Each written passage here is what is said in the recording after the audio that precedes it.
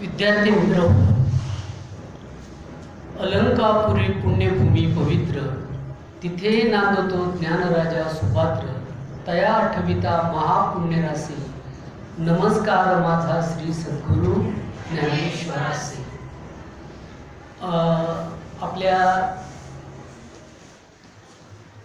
राजर्षी छत्रपती माध्यमिक विद्यालयाचे मुख्याध्यापक माननीय श्री पानसरे सर, त्याचबरोबर माननीय श्री बरकडे सर, त्याचबरोबर सर्व सहकारी शिक्षक प्राध्यापक वर्ग आणि तुम्ही सर्व विद्यार्थी बंधू आणि भगिनी, आत्ताच या ठिकाणी हरिभक्तपरायण रोकडे महाराज यांनी आपल्याला ओळख ज्ञानेश्वरीची या संदर्भाने अतिशय महत्त्वाची मोलाची अशी एक ज्ञानेश्वरीमधील शिकवण किंवा दिग्दर्शन या ठिकाणी केलेलं आहे. आणि त्यांना वेळ नसल्यामुळे पुढच्या याच्यासाठी आपसात कुणी बोलू नका मित्रांनो, तर माझ्याकडे हा वेळ आलेला आहे. तेव्हा माझा परिचय तुम्हाला सर्वांना करून देणं मला वाटतं अगत्याचे, म्हणजे तुम्हाला ओळख होईल. माझं नाव डॉक्टर पांडुरंग उत्तमराव मिसाळ. मी इयत्ता 4थी पासून आळंदीमध्ये धर्मशाळेत राहून माधुकरी मागून पखवाजाचा 4 वर्ष क्लास पूर्ण केलेला आहे, गायनाचंही पूर्ण केलेलं आहे काही काम. आणि त्यानंतर मी BA झालो, MA झालो, MPhil झालो, PhD झालो, डॉक्टरेट झालो. याच महाविद्यालयामध्ये मी प्राध्यापक म्हणून सर्व्हिसला लागलो आणि या महाविद्यालयामध्ये जवळजवळ 22 वर्ष मराठीच्या अध्यापनाचं काम करत आहे. त्याचबरोबर 12 वर्षे याच महाविद्यालयामध्ये मी प्राचार्य म्हणूनही काम केलेलं आहे सिनियर कॉलेजला, शरदचंद्र पवार कला आणि वाणिज्य महाविद्यालय. त्याचबरोबर संपूर्ण महाराष्ट्रभर किंवा महाराष्ट्राच्या बाहेरही माझे बाहेर कीर्तन प्रवचनाचे किंवा व्याख्यानाचे कार्यक्रम असतात, फार गुजरात सुरतपर्यंत. तुमच्यासारखाच मी एक विद्यार्थी आहे. पहिला तुमच्यासारखा खाली बसायचो, आता फक्त वर येऊन बसलो, एवढाच फरक आहे. याचं एकमेव कारण काय जर असेल तर ते म्हणजे मेहनत, परिश्रम, चिकाटी, जिद्द, प्रामाणिकपणा, अभ्यास आणि आपलं काम आपण चांगलं करणं लक्षात ठेवावं. त्यामुळे इथपर्यंतचा हा प्रवास एवढंच नाही तर पुरस्काराच्या बाबतीत म्हणता तुम्ही, तर त्याबद्दल मी सांगतो की यूट्यूबला तुम्ही जर घरी गेले तर शोधा, माझ्या नावानेच पांडुरंग मिसाळ म्हणून या नावाने एक चॅनल आहे.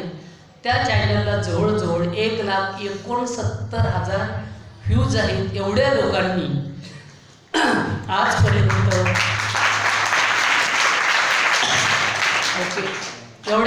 आजपर्यंत हे चॅनल पाहिलेलं आहे. जवळजवळ 500च्या आसपास त्या यूट्यूबवर मी माझे व्हिडिओ कॉलेजचे असतील, विनोदी असतील, तुम्हाला हसायचं असेल तर हसण्याचे सुद्धा त्याच्यामध्ये व्हिडिओ आहेत. कीर्तनाचे आहेत, प्रवचनाचे आहेत, व्याख्यानाचे आहेत, शाळा कॉलेजचे आहेत, बोलू नका कापसामध्ये काही गीताचेही आहेत. तर माझं शिक्षण 4थीपर्यंत 3रीपर्यंत माझ्या गावाकडे झालं. त्यानंतर मी आळंदीमध्ये 4थी ते 12वीपर्यंतचा प्रवास त्या ठिकाणी पूर्ण केला. तसा मी कॉमर्सचा विद्यार्थी, पण पुन्हा आर्ट्सला जाऊन मी स्वतः वाडिया आळंदीमध्ये ज्ञानेश्वर विद्यालय, मराठी शाळा, ज्ञानेश्वर विद्यालय, ज्युनियर कॉलेज, नंतर वाडिया कॉलेज, नंतर फर्ग्युसन कॉलेज, नंतर पुणे विद्यापीठामध्ये मी MPhil केलं, ज्याला विद्यापती असं म्हटलं जातं. त्याच्यामध्ये माझा असा विषय होता तुमच्या माहितीसाठी की मराठी साहित्य, मराठी समाज आणि तीर्थक्षेत्र आळंदी, म्हणजे आळंदीचं पौराणिक स्वरूप, म्हणजे पुराणाच्या संदर्भाने आळंदीची जी माहिती असेल ती माझ्याकडे उपलब्ध आहे. नंतर आळंदीचं ऐतिहासिक स्वरूप, म्हणजे माऊलीच्या मंदिराला छत्रपती शिवाजी महाराज यांचे मुलगा संभाजीराजे राजाराम महाराज यांनी या ठिकाणी काही उत्पन्नाचा भाग म्हणून त्या ठिकाणी कर देत होते, आलं का लक्षामध्ये. त्याच्यानंतर आळंदीचं वर्तमानकालातील स्वरूप आणि मराठी साहित्यातील आळंदी दर्शन. पुढे मागे बघू नका, सगळ्यांनी इकडे बघा, लक्ष द्या, महत्त्वाचं सांगतोय तुमच्यासाठी. हा एक माझा प्रवास प्रेरणादायी आहे म्हणून सांगतोय मी तुम्हाला. त्याच्यानंतर मी डॉक्टरेट म्हणजे ज्याला विद्या वाचस्पती म्हणतात, विद्यापीठाची सर्वोच्च डिग्री जी आहे, तर ती डिग्री मराठी संत साहित्याचे सांस्कृतिक, सामाजिक व वाङ्मयिक आकलन एक अभ्यास या दृष्टीने मी याच्यावर अभ्यास केलेला आहे. म्हणजे ज्ञानेश्वर महाराजांच्या काळातील 33 संतांच्या वाङ्मयावर सांस्कृतिक, सामाजिक, वाङ्मय या तिन्ही अंगाने अभ्यास केलेला आहे.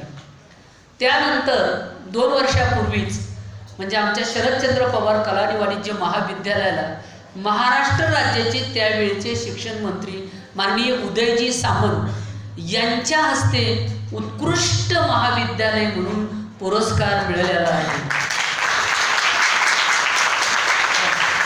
त्याचबरोबर मला स्वतःला महाराष्ट्र राज्याचे गृहमंत्री त्यावेळेचे माननीय दिलीपरावजी वळसे पाटील यांच्या शुभ हस्ते देखील माझा त्या ठिकाणी सन्मान आणि सत्कार झालेला आहे. माहिती तुमच्यासाठी प्रेरणादायी आहे म्हणून सांगतो. मी 4 वर्षे पक्वाजाचा क्लास केलेला आहे, फेटीचाही केलेला आहे, आध्यात्मिक शिक्षण संस्थेतही जात होतो.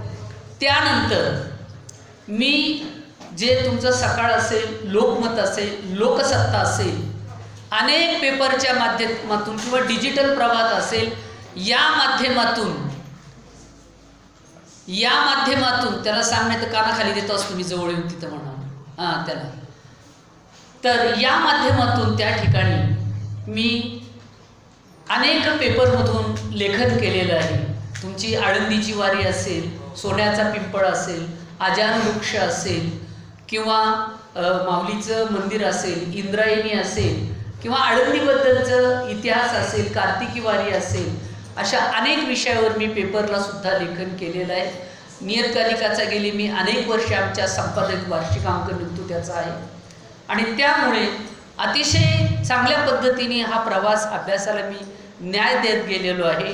आणि म्हणून आज या ठिकाणी सराच्या अग्रस्तव तुमच्या पुढे या ठिकाणी मी तुमच्यातलाच आहे मार्गदर्शन करण्यासाठी या ठिकाणी की जी आपली वारकरी मुलं बाहेरून येतात. आमच्या काळात अशी संस्थेची सोय नव्हती, त्यामुळे स्वतःच मधुकरी मागावं लागायची आणि स्वतःचं खर्च पाणी किंवा काय असेल स्वतः भागावं लागायचं. ही अडचणीची गोष्ट होती, खूप कठीण प्रवास होता. लांब पायी मधुकरीला जायचं, डोक्यावर मधुकरी आणायची, मग ती पार दुपारी खायची आणि तिथून पुढं मी फर्ग्युसन कॉलेजला जात होतो.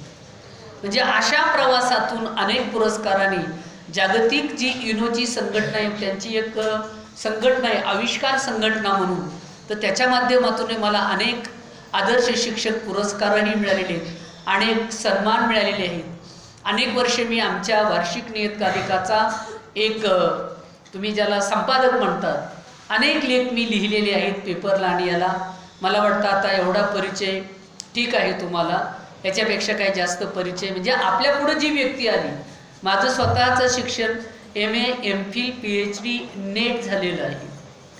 12 वर्षाचा प्राचार्यशिपचा अनुभव प्रिन्सिपलचा आणि जवळजवळ मला वाटतं 22 वर्ष, आता 22 वर्ष लागलं, 22 वर्ष अध्यापनाचं मराठी या विषयाचं काम मी या ठिकाणी करत आहे. पूर्वी पानसरे सर आम्ही एकत्रितच कॉलेजला ते असताना, नंतर शाळा निघाली आपल्याकडे, लक्षात ठेवा, तेव्हा आम्ही एकत्रितच त्यावेळी ते फिजिकल डायरेक्टर म्हणून, शारीरिक शिक्षक म्हणून काम पाहत होते. तर अनेक तुम्हाला असे गुणीजन सर्व शिक्षक या ठिकाणी मिळालेले आहेत. आणि तुमच्या आज महत्त्वाची आपल्यावर माझ्यासकट एक जबाबदारी आहे की तुमच्या शाळेचं इन्स्पेक्शन चाललेले खाली, त्यामुळे कुणीही गडबड गोंधळ करायचा नाही. साहेब या ठिकाणी येतील, आपलं असंच व्याख्यान चालू राहील, बरोबर आहे की नाही, तरी कुणी हलायचं नाही, चालायचं नाही, आपलं लक्ष देऊन, इकडे लक्ष देऊन एक सर्वांगाचे कान करून ऐकायचं आहे. आणि म्हणून ज्ञानेश्वर महाराजांनी असं म्हटलेलं आहे की वक्तृत्व अवधानाचा चारा आहे. म्हणजे जे कान आपले आहे त्या कानाच्या माध्यमातून आपण ऐकतो. म्हणजे रसग्रहण करतो, बरोबर आहे की नाही, मी जे बोलतोय तो. म्हणून ज्ञानेश्वर महाराजांनी त्याला असं एक ओवी त्या ठिकाणी वापरलेली आहे. तरी अवधान एक वेळ दिजे, तेने सर्व सुखाचे पात्र होईजे, हे प्रतिज्ञोत्तर माझे उघड ऐका. म्हणजे जगातील विद्वानांचा राजा आणि सम्राट संत श्रेष्ठ ज्ञानेश्वर महाराज म्हणतात की हे श्रोत्यांनो, कुणाला विनंती करतात? श्रोत्यांना विनंती करतात. पुढं बसलेल्या जे श्रोते आहेत, जे रसिक आहेत, त्यांना विनंती करतात की तुम्ही जर एक वेळा जर इकडे लक्ष दिलं तर तुमच्या आयुष्यामध्ये पुन्हा तुम्हाला ऐकायची गरज पडणार नाही, तुम्ही पेपरला सुद्धा ताबडतोब लिहू शकतात, अशी विनंती कुणाला केलेली आहे? श्रोत्यांना केलेली आहे. आता मी सुरुवात करताना अशी सुरुवात करणार आहे की आपल्याला सर्वांना रामायण महाभारत हे ग्रंथ माहिती आहे, बरोबर आहे की नाही? मग रामायण म्हणजे काय आणि महाभारत म्हणजे काय जर हा प्रश्न विचारला गेला तर रामायण काय म्हणतं पहा आणि महाभारत काय म्हणतंय पहा. रामायण म्हणतं माझं ते माझं, विभीषणा लंका तुझ्या भावाची आहे, मी जरी जिंकली असेल पण लंका ही तुझी तुझीच आहे, मला नको येते, बरोबर आहे ना? म्हणजे माझं ते माझं, तुझं ते तुझंच. पण महाभारत काय म्हणतंय माहिती का तुम्हाला? माझं ते माझं आणि तुझं पण माझंच. आले का लक्षामध्ये? म्हणजे तुझं पण माझं, म्हणजे याला आपण पोटेपणा म्हणतात. तर महाभारतामध्ये तुम्हाला माहिती की खरं तर धर्मराजाने दूत म्हणजे जुगार खेळायला नको होतं, पत्त्या खेळायला नको होतं, परंतु त्या ठिकाणी त्यांनी काय केलं की राजधर्मानुसार शकुनी मामाच्या कारस्थानाला बळी पडून, कौरवांच्या कारस्थानाला बळी पडून त्या ठिकाणी तो काय खेळला? जुगार खेळायला लागला. आणि जुगार खेळता खेळता त्यांनी काय केले त्या ठिकाणी की तो हारत जायला लागला. मग हारत जाताना कसं असतं की पहिल्याने आपण पैसे लावतो हरण्यावर, नंतर पुढची प्रॉपर्टी, नंतर पुढची प्रॉपर्टी, नंतर पुढची प्रॉपर्टी, नंतर जमीन जायदाद सगळं लावायला गेले. शेवटी सर्व ठिकाणी काय व्हायला लागलं की त्या जारासंधाच्या हस्तीपासून त्या कवड्या बनवल्या असल्यामुळे शकुनीने टाकल्याबरोबर शकुनीसारख्या त्या पडायला लागल्या आणि त्या ठिकाणी पांडव हरायला लागले आणि कौरव हे जिंकायला लागले. जिंकता जिंकता शेवटी इथपर्यंत आलं की पांडव सुद्धा कुणाचे कौरवांचे दास झाले. आलं का लक्षामध्ये? याच्याही पेक्षा माणसाची मती कशी भ्रमिष्ट होऊ शकते, कशी खालच्या थराला जाऊ शकते, शेवटी त्या ठिकाणी त्यांनी थांबणं गरजेचं होतं. पण धर्मराजा मात्र राजधर्माप्रमाणे त्या ठिकाणी थांबला नाही. आणि मग न थांबल्यामुळं त्या ठिकाणी काय झालं तुम्हाला माहिती आहे का की शेवटी त्यांनी सांगितलं अजून पणाला लाव तुझ्याकडे आहे. तो म्हटला आता आमच्याकडे काही राहिलेलं नाही, आम्ही निष्कांचन झालेलो, आता बैरागी झालेलो, आमच्याकडे काही राहिलेलं नाही. तरी पण त्या ठिकाणी दुर्योधनांनी शकुनीने आयडिया काय लढवले, अरे तू नाही कसं काय म्हणतो, तुम्ही 5 जण आहेत, तुमच्या 5 जणांमध्ये एक तुमची स्त्री आहे, बायको आहे, बरोबर? काय नाव तिचं? द्रौपदी. द्रौपदी आहे, तिला पणाला लावा ना. शेवटी नाईलाजाने तिला पण पणाला लावलं आणि लावल्यानंतर पुन्हा पांडव त्या दूतामध्ये, त्या जुगारीमध्ये, त्या कवड्यामध्ये काय झालेले आहेत? हरले. हरल्यानंतर काय ठरलं तुम्हाला माहिती आहे का की पांडवांनी 12 वर्षाचा वनवास भोगायचा. किती वर्षाचा? आपण आता गीतेतून ज्ञानेश्वरीकडे जाणार आहे, ओळख ज्ञानेश्वरीची, म्हणून अगोदर मी गीतेची सुरुवात तुम्हाला सांगतोय, लक्षात ठेवा. 12 वर्षाचा वनवास म्हणजे आजच्या भाषेमध्ये त्याने त्या गावात यायचं नाही किंवा कुठंतरी तुरुंगात कुठंतरी बाहेर राहायचं, याला काय म्हणतात? 12 वर्षाचा वनवास आणि 1 वर्षाचा अज्ञातवास. अज्ञातवास म्हणजे काय माहिती का? तडीपार, थोडक्यात आजच्या भाषेमध्ये. म्हणजे त्यांनी त्या गावात, त्या परिसरात, त्या तालुक्यात, जिल्ह्यात यायचं नाही.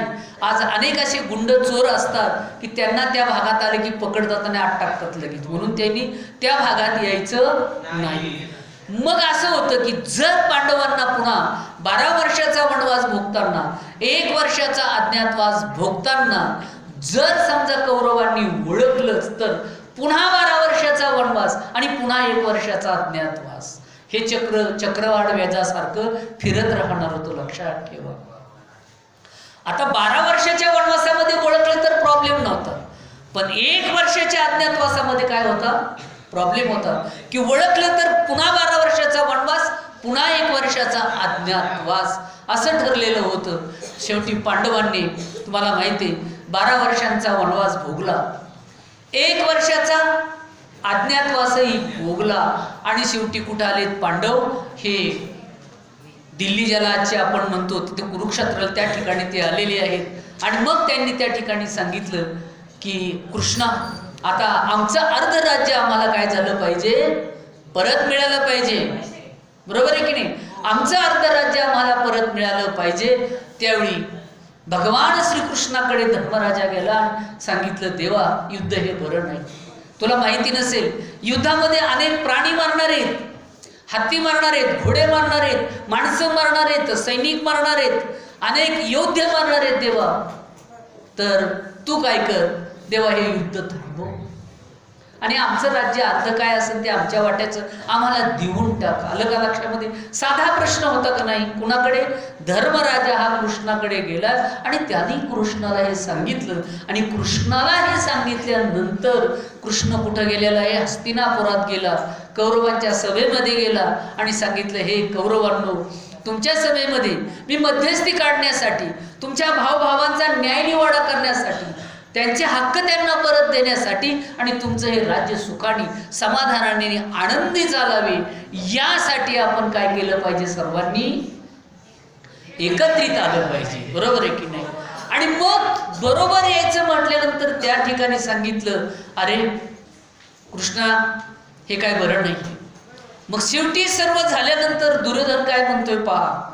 म्हणते, पांडव तुझे भाऊ आहे. कृष्ण सांगतो, दुर्योधना, अरे पांडव तुझे भाऊ येतं, तुझ्या भावकीतले येतं, तुझ्या वडिलांची मूल म्हणजे चुलत्याची मुलं येतं, म्हणजे तुझे कोण आहेत? ते चुलत भाऊ आहेत. तेव्हा जर या चुलत भावांना तू राज्य दिलंच तर नियमाप्रमाणे त्यांचा हक्क आहे, हिस्सा आहे, त्यांचं राज्य त्यांना परत करून टाक. जर तुला वाटत असेल संपूर्ण राज्य द्यायचं नाही तर अर्ध राज्य दे, नसेल तर एखादी शेती दे, एखादा बाग दे, सोप्यावर, ओट्यावर, वसरीवर, बांधावर कुठंतरी काय कर, जागा दे. आलं का लक्षामध्ये? काय म्हणतोय? कुठंतरी जागा दे. पण तो कोण होता? दुर्योधन. वाईट बुद्धीचा होता, वाईट वृत्तीचा होता. तो काय म्हणतोय माहिती का? कृष्णा, अरे भिकेसाठी कोणी राज्य देतं? एखादा भीक मागायला आला म्हणून हे मायकन मी सगळे देईल का तुम्हाला? एखादं म्हटलं, सर मला भीक द्या, का? मी भिकारी, डोळे झाकले म्हणून काय तुला लगेच मोबाईल वगैरे देऊन टाकीन का माझं? त्यावेळी दुर्योधनाने सांगितलं, भिकेसाठी कोणी राज्य देतं? पांडवांना वाटत असेल ना त्यांचं अर्ध राज्य हवंय, तर लक्षात ठेव, त्यांनी युद्धच केलं पाहिजे. युद्धाशिवाय मी सोप्यावर, ओट्यावर, वसरीवर, बांधावर काय जागा मागतोस रे तू? मी सुईच्या अग्रभागावर बसेल, एवढी देखील माती मी माझ्या राज्यातील पांडवांना देणार नाही. काय म्हटला दुर्योधन? की माझ्या राज्यातील ओट्यावर, वसरीवर, सोप्यावर काय म्हणतोस? बांधावर जागा दे म्हणतोस काय तू? अरे सुईच्या सुई किती बारीक असते आणि तिच्या अग्रभागावर बसेल एवढी माती, धूळ सुद्धा मी पांडवांना युद्धाशिवाय देणार नाही. हा दुर्योधन. त्यावेळी कृष्णाने सांगितलं, तुला माहिती आहे का मी कोण आहे? ती अखिल विश्वाचा नायक हे भगवान परमात्मा आहे. माझ्याकडे कर्तुम अकर्तुम अन्यथा कर्तुम शक्ती आहे. म्या बोलविल्या विदू बोले, म्या चालविल्या सूर्य चाले, म्या हलविल्या प्राण हाले, जो जगाते चाळिता. पर्वती बैसाका न सांडावी, समुद्र रेखा नुलंडावी, पृथ्वीया भूते व्हावी ही आज्ञा माझी. देव सांगायला लागला, रे झाडाचं पान माझ्या सत्तेने हलतंय. आलं का लक्षामध्ये? हा अग्नी उष्णता कशामुळे देतोय? माझ्या सत्तेने देतो. हे डोळे आपले पाहतात तेजाने, कशामुळे पाहतात? देव सांगतो माझ्या सत्तेने पाहतात. हा वारासारखा हलत राहतोय, याचं कारण माझ्या सत्तेमुळे हलतोय. जर उद्या सब ठरवलं वाऱ्यानी, आपण या मुलांसारखं थोडा वेळ शांत बसायचं. सगळ्याला आपल्याला जलसमाध्या लागतील, करतील, सगळे जातील मरून. लगेच जाताल का नाही मरून? जाताल का नाही? का जे तिकडे बघतात ते मग लवकर मरतील. लक्षात आलं का? मरून जातील लगेच. म्हणून देवाने सांगितलं, ही आज्ञा माझी आहे. मी अखिल कोटी ब्रह्मांडाचा नायक आहे. माझ्या सत्तेमध्ये हा सूर्य उगवतो, माझ्या सत्तेमुळे रेडा बोलतो, भिंत चालती. माझ्या सत्तेमुळे समुद्र रेखा न उलंडावी, समुद्राने आपली रेषा सुद्धा ओलांडता कामा नये. उद्या जर मुंबईचा समुद्र म्हटला, चला आपल्यालाही पंढरपूरला जायचंय दिंडी बरोबर, एखाद्या मधल्या वाटांचं काय होईल? सगळ्याला समाधी लागत ना, पाण्यात बुडून जातील मरून सगळेच. उद्या जर समोर या डोंगरांनी या पर्वतांनी आपली जागा सोडायची आणि जायचं पंढरपूरला, तर मधल्या गावाचं काय होईल? थालीपीठ व्हायला वेळ लागेल का? नाही लागणार. आलं लक्षामध्ये? असं देवांनी सांगितल्यावर यांनी ऐकायला पाहिजे दुर्योधनाने. पण दुर्योधन मात्र त्या ठिकाणी ऐकत नाही. याचं कारण त्याची बुद्धी काय आहे? वाईट आहे. देव दिसून, देव कळून सुद्धा त्याला कळाला नाही. तर मला सांगा, आपल्याला तर अजून भूत नाही भेटलं का? भेटलं तुला भूत? ज्याला भूत नाही भेटलं त्याला देव कवा भेटायचा रे? अवघड आहे का नाही? देव भेटल्यानंतर सुद्धा दुर्योधन काय म्हणतोय बघा, अरे कृष्णा, मला माहितीस तू कोण आहेस, ती लय शहाणपणा करू नको. काय शहाणपणा करू नको? कृष्णाला म्हणतोय. काय म्हणतो माहिती का? अरे मला माहिती त्या गोकुळामध्ये तू काय केलंस, ती सांगू काय? त्या गवळणीच्या घराणी तुझी काय काय?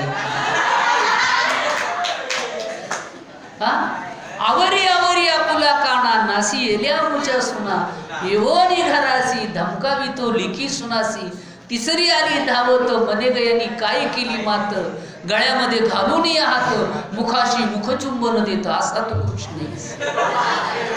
म्हणजे गोपिका बरोबर विचार कर्म करणारा असा तो कृष्ण आहेस.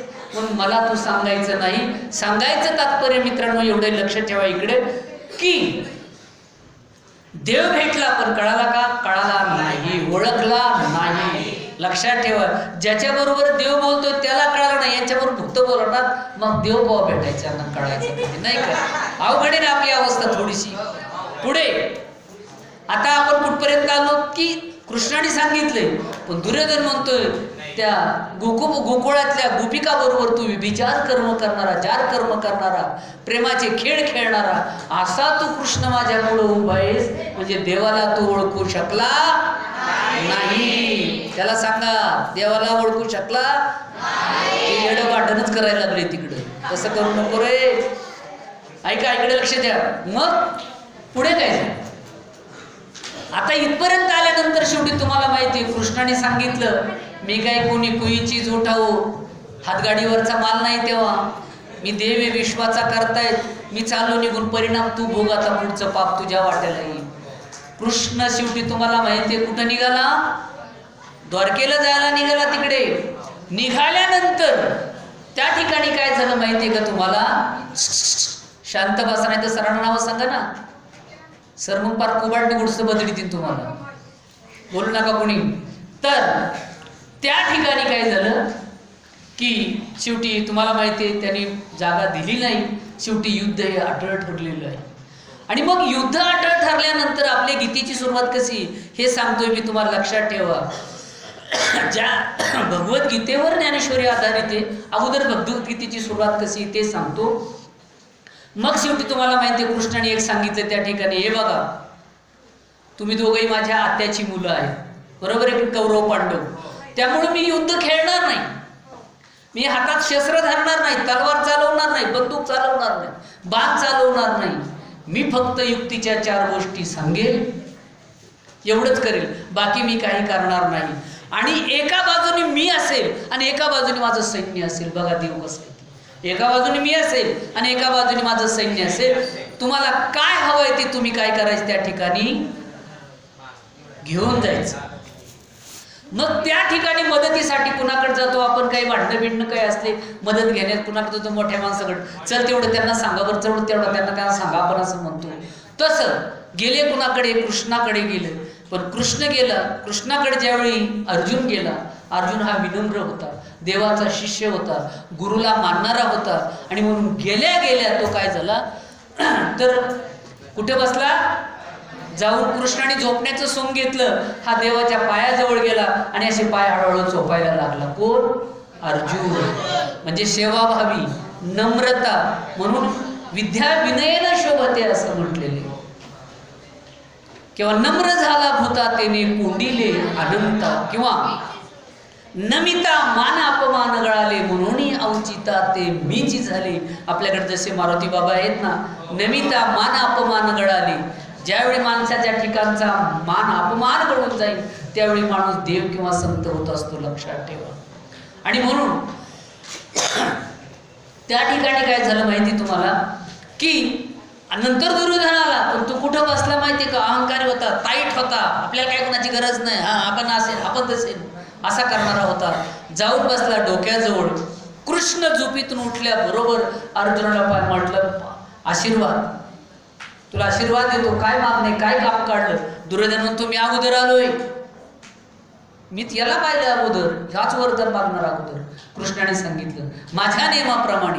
मग बघा, म्हणून कधी मोठ्या माणसाची सेवा करायची असते, त्यांच्या शब्दांचं पालन करायचं असतं, हीच सेवा आहे. सेवा करणं म्हणजे त्यांचे हातपाय चोपायचे, दाबायचे, असे मारायचे नाही करणार, असा अर्थ काढून नाही घ्यायचा कोणी. त्यांच्या मनाप्रमाणे वागणं, त्यांच्या इच्छेप्रमाणे वागणं, त्यांच्या इच्छेप्रमाणे अभ्यास करणं, आपलं काम चांगलं करणं, हेच गीता सांगते आपल्याला. आपलं काय आहे? भक्ती आहे म्हणून सांगते, लक्षात ठेवा. आणि मग त्या ठिकाणी सांगितलं, बोल अर्जुना तुला काय पाहिजे? देवा, अर्जुनाला सांगितलं, एका बाजूने मी, एका बाजूने माझं सैन्य आहे, लक्षात ठेवा, मी युद्ध करणार नाही, युक्तीच्या फक्त 4 गोष्टी सांगणार. अर्जुन म्हणला, देवा, अरे हजारो वर्ष गिरिकांतरात लोक जातात, ध्यान साधना करतात, तपश्चर्या करतात, उलटे पालटे टाकतात, तरी पण तू त्यांना लवकर मिळत नाहीस. पण देवा तू पाहिजे मला. कोण पाहिजेस? फक्त तू पाहिजे, एकटा. अरे विचार कर अर्जुना, युद्धाला जायचंय, तिथे काय बोलायला जायचं नाही, काही वडापाव खायला नाही जायचं, कुठं जायचंय? युद्धाला. मनगटात जोर पाहिजे, भांडण करायला, बुके घ्यायला, द्यायला. एखाद्याने मारली तरी सहन झाली पाहिजे, नाही का? दुसऱ्याला मारायचं नंतर बघू काय. मग त्याने सांगितलं, ठीक आहे, हरकत नाही.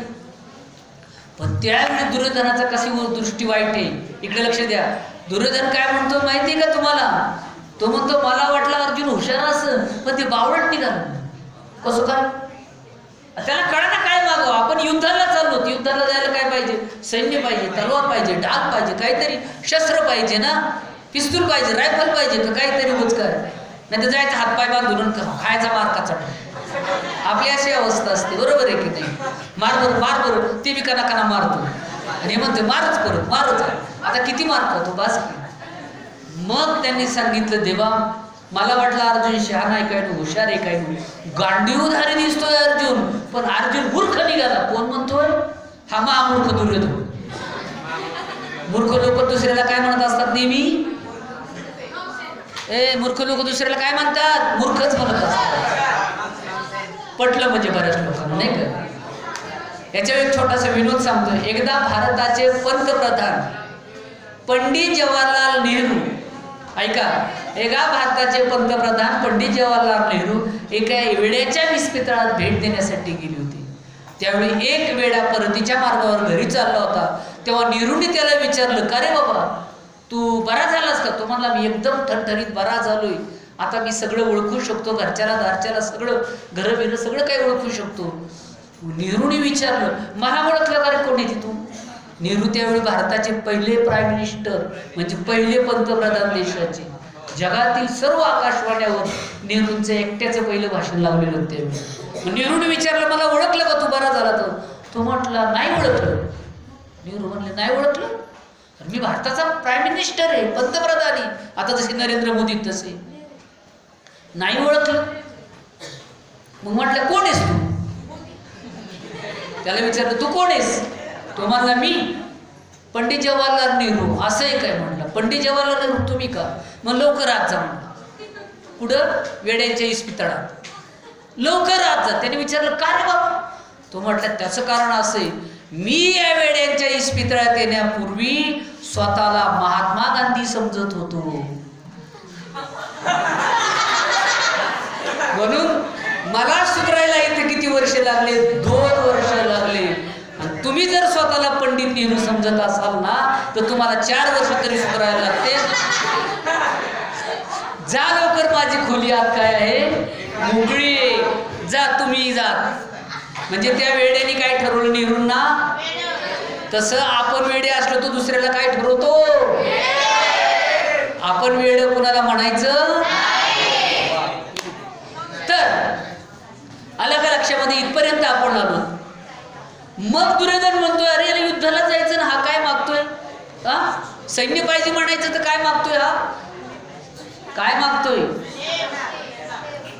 कृष्ण मागतोय नुसता, युद्ध खेळणार नाही. शस्त्र मी हातात धरणार नाही, भांडणं करणार नाही, मारामारी करणार नाही, गुद्दा मारणार नाही, असं काय उपयोग याचा असल्याचा? बोलू नका समजेल. मग त्यांनी सांगितलं ठीक आहे असं आहे काय, बरं बघू आपण. मग शेवटी तुम्हाला कळालं असेल अर्जुनाबरोबर देव जायचं ठरलं आणि संपूर्ण 11 अक्षौणी जे सैन्य होतं हे सैन्य कोणाबरोबर गेलं? कौरवांच्या बरोबर गेलं कृष्णाचं. आलं का लक्षामध्ये? आणि मग ऐका, आपण गीतेकडे येतोय, मित्रांनो बोलू नका. तर इथे सुरुवात झाली गीतेला. मग तुम्हाला माहित त्या ठिकाणी युद्ध अटळ ठरलेलं आहे. आणि मग संजयाला त्या ठिकाणी व्यासाने येऊन दिव्य दृष्टी दिली होती. दिव्य दृष्टी म्हणजे त्याला या भिंतीच्या पलीकडचं दिसायचं. जसं आपल्याकडे म्हणतात ना योगी, योगी म्हटलं की त्याला काय होतं? कोण दुसऱ्याचं मनोगत कळतं, मुंगीचं मनोगत कळतं, जनावराचं मनोगत कळतं, डोंगराच्या पलीकडचं दिसतं. आलं का लक्षात? तो पाण्याहून चालू शकतो, तो हवेतून चालू शकतो. कोण? योगी. याची एक गंमत सांगतो मी तुम्हाला चालू. आपल्या कानात थोडे बोटं घालायचे, आपल्याच घाला, दुसऱ्याच्या नाकात थोडे बोटं घाला कानात. तुम्ही काय पाहिजे झोपले नाही जाग्या घाला, कानात बोटं घाला, लय पण नका, नाही तर परत येताना माझ्या दुरुस्त करून द्या म्हणून. हे बघा, आपण जर असे थोडे कानात बोटं घातली तर असा गर्र आवाज आल्यासारखं होतं, गाडी चालल्यासारखं. आता काढा सगळ्यांनी, ओके? हा, असा आवाज रोज प्रॅक्टिस करायची घरी, बरं का मुलांनो. ज्या दिवशी का असा आवाज येणार नाही ना त्या दिवशी लिहून ठेवायचे, आजपासून 9 तारखेला आपण मरणार.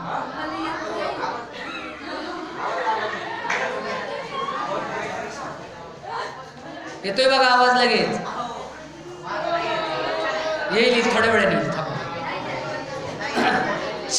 बस थोडा आवाज आल्यासारखं वाटतं, बरोबर आहे? आवाज म्हणजे असा गर्र फार वाजत नाही काही. इकडे लक्ष द्या. आता पुढचा मुद्दा आहे, लक्षात ठेवा, घरच्याला पण सांगायचं आहे. तुम्ही मी विचारणार नाही उद्या कुणी पुढच्या याला लेक्चरला घरी नाही सांगितलं म्हणून, नाही तर घरच्यालाच बोलून घेईन इथं, मग तुम्हाला कान पडेल त्यांच्या. तर किती दिवस? 9 दिवस. त्याच्यानंतर आहे ना आपल्या डोळ्यामध्ये थोडंसं असं, इथं बघा, थोडं असं बोट घातलं ना किंवा असं काहीतरी काळं बुबळं थोडं दिसतं. आपण म्हणतो का दिसतं थोडंसं असं मोराच्या पिसासारखं, थोडंसं घालायचं, जास्त नाही. असं दाबलं की थोडं असं दाबलं की दाबायचं. अरे कसं हे डोळा वाटायला येतोय मोठं, तसं नाही, असं. हे बघा असं थोडंसं इथं दाबलं ना दिसतंय बघा. ज्या दिवशी दिसणार नाही, पुढचा मुद्दा, ज्या दिवशी दिसणार नाही त्या दिवशी एवढ्या दिवसांनी मरणार तुम्ही. जवळ आलो जरा पुढे. हे बघा, ऐका, अजून पुढचा मुद्दा आहे, गंमत म्हणून तुम्हाला आयुष्यात उपयोगी पडणार आहे. हे बघा, डोळ्याच्या पापण्या मला ठळक दिसतात सगळ्या. तुम्हाला पण इकडे कुणी कोरले असले तर आपला नाही इलाज आहे.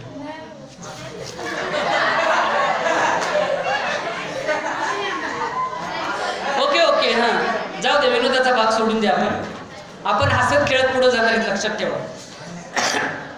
किती दिवस?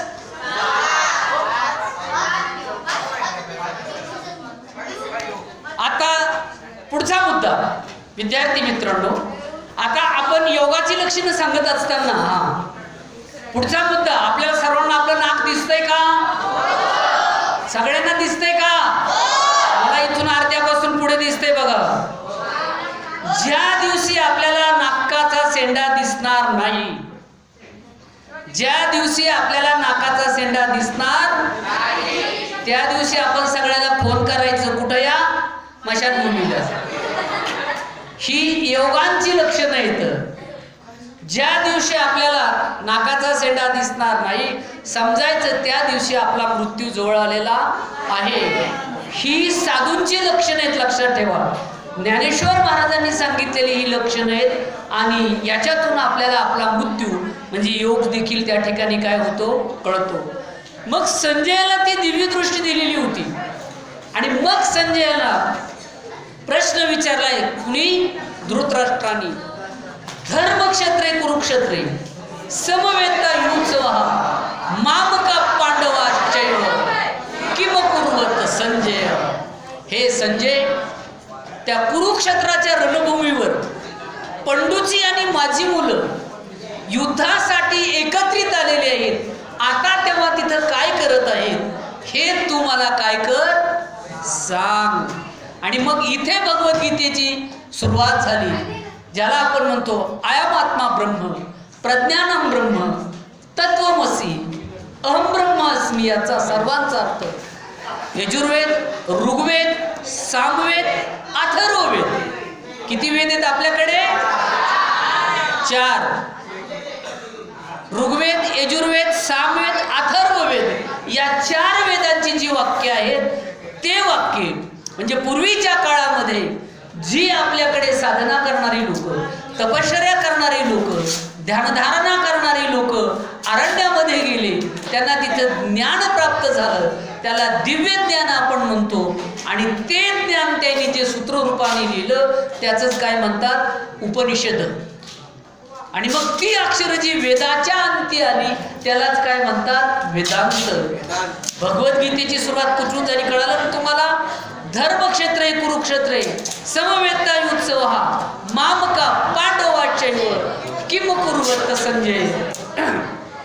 हे संजय, त्या कुरुक्षेत्राच्या रणभूमीवर पंडूची आणि माझी मुलं युद्धासाठी जमले, ते आता काय करत आहेत इथे आपल्या भगवद्गीतेची सुरुवात झालेली आहे.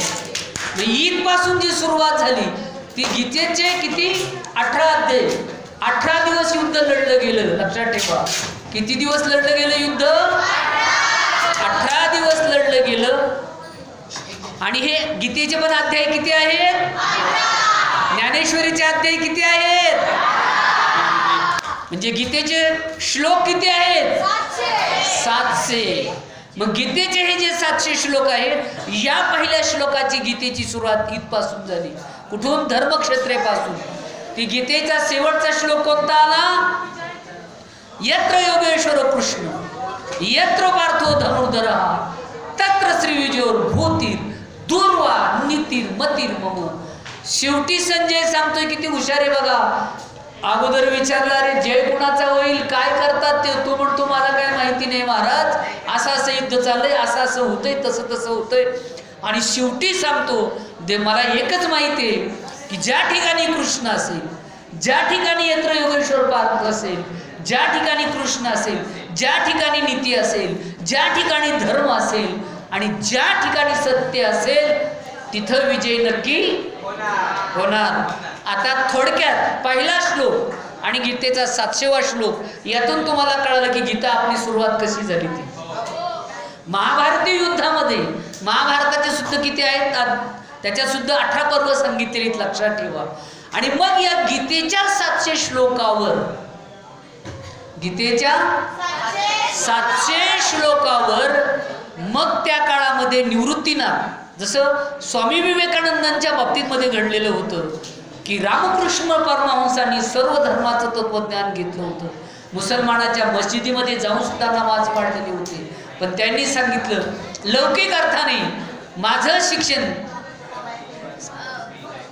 शिक्षण इतरासारखं झालेलं नाहीये, मला लोकांच्या भाषेत बोलता येत नाहीये, बरोबर आहे की नाही?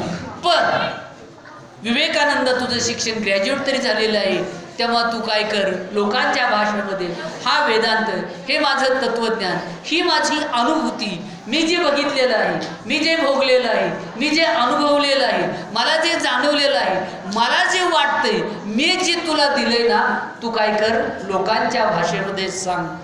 मग त्यावेळीची भाषा काय होती? संस्कृत भाषा होती. लक्षात ठेवा, कोणती भाषा होती? मग ती संस्कृत भाषा किती सोपी बघा बरं. तुम्ही पण करताना लगेच अनुस्वार देतम, संस्कृत होतम, खातम, पीतम, बसतम, उठतम, जेवतम, झोपतम, वर जातम. नुसते अनुस्वार दिलेले संस्कृत होत. गमतीचा भाग बाजूला ठेवू आपण, तरी लक्षात ठेवा. तर या ठिकाणी गीतेची सुरुवात झालेली आहे. संस्कृत भाषा जगात कळत नाही. आणि मग ज्ञानेश्वर महाराजाचे मोठे बंधुराज कोण? निवृत्तीनाथ, सोपानदेव, मुक्ताबाई आणि ज्ञानदेव. चौघं भावंड, बरोबर आहे की नाही? मग आवाज नकोय बिलकुल आहे. काही काही आवाज करतात, का रे बाबा तुला काही प्रॉब्लेम आहे, सकाळी गेलेला नव्हता का, असं करू नको परत. हा असं केलं तर मी लगेच उठून लावेल लोकात, तुला अपमान करीन मोठा खूप. हा परत जर कुणी बडबड केलं तर माझा डेंजर हात लागतो. मी पक्काच बऱ्याच वर्षी वाजवलेला आहे. ढोक महाराजचं कीर्तन तुमचं कान फाटतं का वाजत, त्यामुळे बोलायचं नाही कुणी. एकदा सांगितलं नाही ओके. पुढे कुठपर्यंत आलो आपण? आपल्या गीतेला सुरुवात झाली, बरोबर आहे की नाही? मग आता गीतेतलं तत्वज्ञान हे कशामध्ये होतं? संस्कृतमध्ये होतं, बरोबर आहे की नाही? आणि मग हे संस्कृतमधलं तत्वज्ञान मराठी भाषिकांना, बहुजन भाषिकांना, या महाराष्ट्रामधल्या लोकांना त्या ठिकाणी कळत नव्हतं. आलं का लक्षामध्ये?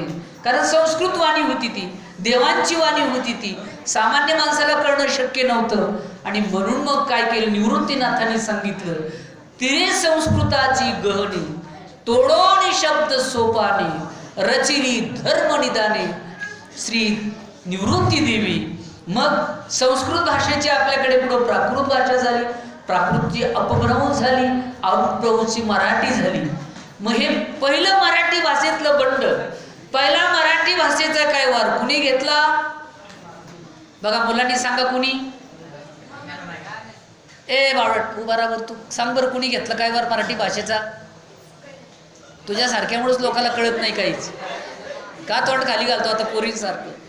मग सांगितलं होतं उठे त्याला, तर मी योग उठायले. सांग पटकनी, कुणी घेतला काय वार मराठी भाषेचा पहिला? दगड्या बस खाली. पुढे सांगा कुणी घेतला मराठी भाषेचा काय वार पहिला? ज्ञानेश्वर महाराजांनी. होय, बर ठीक आहे. तर मराठी भाषेचा पहिला काय वार जर कुणी घेतला असेल, बरोबर आहे, तुमचं हुशार आहे तुम्ही, ज्ञानेश्वर महाराजांनी घेतलं. ऐक लक्षात, माझा मराठाची बोल कौतुके, माझा मराठी भाषेचा बोल कसा आहे? कौतुके आहे. अमृता ते पैजेशी जिंके, जर अमृता बरोबर तुम्ही त्याची पैज लावली तर ते काय करतील? त्या ठिकाणी जिंकणारी आहे. ऐसी अक्षरे रसिके मेळवीन, अशी चांगले चांगल्या शब्दांची रसिकपणे मी काय केली? सगळ्यांची मेळवणी केलेली आहे. माझा मराठाची बोल कौतुके, अमृता ते पैजाशी जिंके, ऐसी अक्षरे रसिके काय करीन? मेळवीन. तिरे संस्कृताची गहनी, म्हणजे संस्कृत भाषेची जी धो धो वाहणारी नदी होती ना, त्या नदीला बांध घातला, धरण बांधलं. कशाचं बांधलं? मराठी भाषेचं. आणि तुम्हाला माहिती आहे, एखाद्या नदीला धरण बांधलं की त्याच्या पाटाचं पाणी हजारो गावांना शेतीला मिळतं आपल्याकडे, बरोबर आहे की नाही?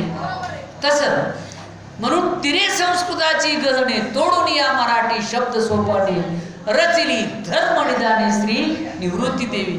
आणि म्हणून निवृत्तीनाथांनी कुणाला सांगितलं? ज्ञानेश्वर महाराजांना सांगितलं की तुम्ही हे जे 700 श्लोकाचं जे तत्वज्ञान आहे, अहम ब्रह्मास्मी, प्रज्ञानम ब्रह्म, तत्वमसी, आयाम आत्मब्रह्म, म्हणजे मी देव आहे, तू देव आहेस, सर्व विश्व देव आहे, हे जे वेद उपनिषदांचं सार आहे, हे सगळं सार कशाच्या माध्यमातून आणलं? गीतेच्या. आणि मग त्याच गीतेवर ज्ञानेश्वर महाराजांनी, लक्षात ठेवा, गीतेचे 700 श्लोक, गीतेचे अध्याय किती? ज्ञानेश्वरीचे अध्याय किती? 18. बर, ज्ञानेश्वरी कुणी लिहिली? ज्ञानेश्वर महाराजांनी सांगितली आणि सच्चिदानंद बाबांनी. बर, ओके. गीता कुणी सांगितली? ऐकली कुणी? सांगितली कृष्णाने. ऐकली कुणी? तुम्ही लय हुशार येत रा, तुम्हाला काय सांगायची गरज नाही. मग सगळं होय, पुढे हुशार म्हणले. होय, बर, ऐकली कुणी? अर्जुनाने. गीतेचे अध्याय किती? ज्ञानेश्वरीचे. गीतेचे श्लोक किती? ज्ञानेश्वरीचे ओव्या किती? दांडेकर मामाच्या ज्ञानेश्वरीनुसार 9000. ओके ओके, धन्यवाद. वाद 9033 ओव्यामध्ये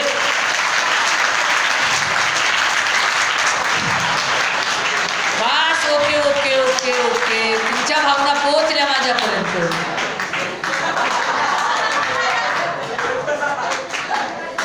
किती? 9033 ओव्या. म्हणजे जे गीतेत आहे ते ज्ञानेश्वरीमध्ये आहे, पण जे ज्ञानेश्वरीमध्ये आहे ते मात्र गीतेमध्ये इतकं ज्ञानेश्वर महाराजांनी त्याचा विस्तार केलेला आहे. आणि म्हणून गीतेच्या 700 श्लोकावर ज्ञानेश्वर महाराजांनी काय केलेलं आहे? भाष्य केलं, भाषांतर केलं. म्हणून भाषांतर म्हणल्यावर शब्दशः अर्थ करतो आपण, बरोबर आहे की नाही परीक्षा? तर काय केलेलं आहे? 9033 ओव्याचं त्या ठिकाणी काय केलेलं आहे? रचना केलेली आहे, भाषांतर केलेलं आहे. आणि मग ज्यांनी ही ज्ञानेश्वरी, आता तुम्ही कुठपर्यंत आले? ज्ञानेश्वरी ग्रंथापर्यंत आले, बरोबर आहे की नाही? आता पुढे जायचं आहे आपल्याला. साहित्यशास्त्रामध्ये इकडे लक्ष द्या, जो ग्रंथ लिहिणारा असतो त्या ग्रंथाचं महत्त्व कुणावर अवलंबून असतं? ग्रंथ लिहिणारा. ग्रंथ लिहिणारा किती ताकदीचा आहे, किती वजनाचा आहे, किती वेटेजचा आहे, हे कशावरून ठरवलं जातं? लिहिणारा कोण आहे, किती हुशार आहे. जर समजा माझ्या जागेवर दुसरं कोणी आणून बसवलं असतं आणि त्यांनी जर संत साहित्याचा या ग्रंथांचा अभ्यास केला नसता, तर आज मी सांगितलं तुम्हाला महाराजांपेक्षा वेगळं वाटलं ना? पहिलं मी तुम्हाला काय सांगितलं? महाभारताची सुरुवात कशी झाली, महाभारतातून पुन्हा काय सांगितलं? गीतेची सुरुवात कशी झाली, गीता कशी निर्माण झाली, नंतर ज्ञानेश्वरी कशी झाली, आणि आता ज्ञानेश्वरी कशी झाली, नंतर आपण ओळखीकडे येऊ. ज्ञानेश्वरी पटलं तुम्हाला सगळ्यांनी? एक एक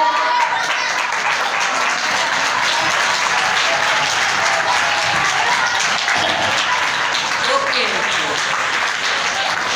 ओके. जास्त पण टाळ्या वाजून येतं, कायमची सवय लागून पुढे गेली की टाळ. असं करू नका, जास्त पण टाळ्या वाजवायच्या. तर आज काय काय ओळख झाली आपल्याला? गीतेचे अध्याय किती, ज्ञानेश्वरचे अध्याय किती, गीता कुणी सांगितली,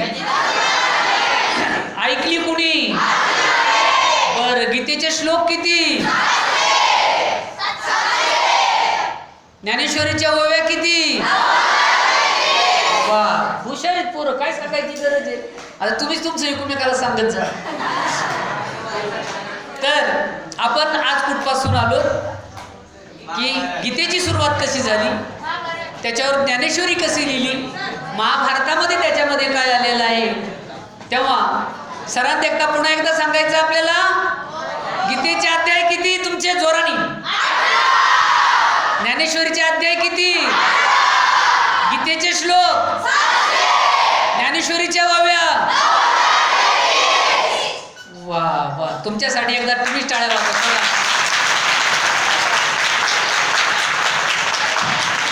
तर आज या ठिकाणी आमचे परममित्र श्री पानसरे सर, राजा शिवछत्रपती माध्यमिक विद्यालयाचे प्राचार्य, त्याचबरोबर त्यांच्याबरोबर या ठिकाणी आमचे परकडे सर आणि इकडे आमचे युवराज सर आणि तुम्ही सर्व विद्यार्थी मित्रांनो, आवडलं असेल तर सरांना सांगा कसं वाटलं, काय वाटलं, बरं वाटलं. आज सर त्यांची गीता कशी सुरुवात झाली, ज्ञानेश्वरी आजपासून सुरू होणार, म्हणजे आज ज्ञानेश्वरी शब्दापर्यंत आलो आम्ही, बरोबर आहे की नाही. पुढच्या वेळी कुणी ज्ञानेश्वरी लिहिली, का लिहिली, त्याची कारणं, आणि ज्ञानेश्वरी काय आहे त्याच्यामध्ये, एका एका टप्प्याने आपण पुढं जाऊ. तसे तुम्ही वारकरी विद्यार्थी आहात, भाग्यवान आहात, आळंदीसारख्या ठिकाणी राहतात. महाराष्ट्राची आध्यात्मिक राजधानी काय आहे, आळंदी मानली जाते. आणि अशा शाळेमध्ये सर्वजण आम्ही शिकवतो.